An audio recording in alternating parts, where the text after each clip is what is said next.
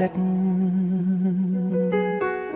នឹកមនុស្សម្នាក់ធ្លាប់ស្និទ្ធជាសង្សារចាំងយើងបានបែកគ្នាដូចជាលឿនណាំងគ្រានោះបងចងចាំច្បាំងអូនគឺជាអ្នកធ្វើពាក់ហេកាមិនចង់ដើររួមវិថីបងប្រែថោធ្លាយមិនដឹងឲ្យបាត់នំអូនមួយអាទិត្យបងធ្វើឲ្យស្ទួនខ្ញុំ7ថ្ងៃបងខំបងធ្វើដើរលេងដល់ស៊ីដល់យប់បងងប់សប្បាយចំណាយពេលលើមនុស្សស្រី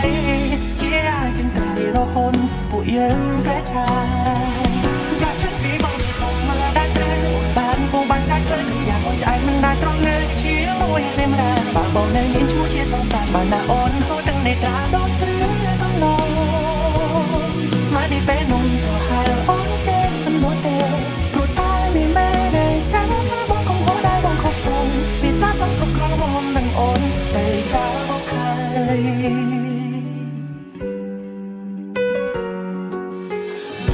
តែហុំគឺហុំណាបាំងបើទេជាប់ពេលប្រហែលអូនទំលងរងគ្មានបងហើយអារម្មណ៍មួយពេលគ្រាន់តែនឹកឃើញចាំមិនចង់ឲ្យអូនប្រឡាំង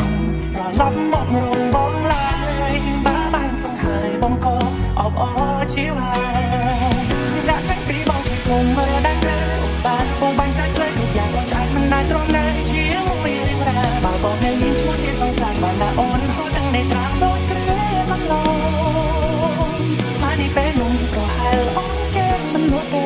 ព្រោះតែមានមែនទេចាំថាបងកុំហូរដែរបងខុសឆ្គងវាសាសំគ្រប់ក្រមកនឹងអូនតែចាំបងហើយ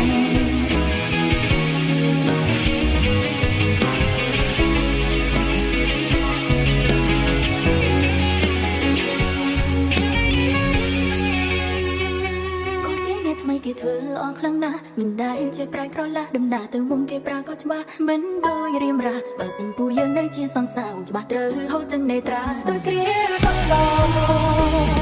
មកនេះពេលនោះប្រហែលអូនគេមិននោះទេព្រោះតែមានមែនទេចាំថាបងកុំហូរដែរបងខុសឆ្គងវាសាសំគ្រប់ក្រមកនឹងអូនតែចោលបងហើយ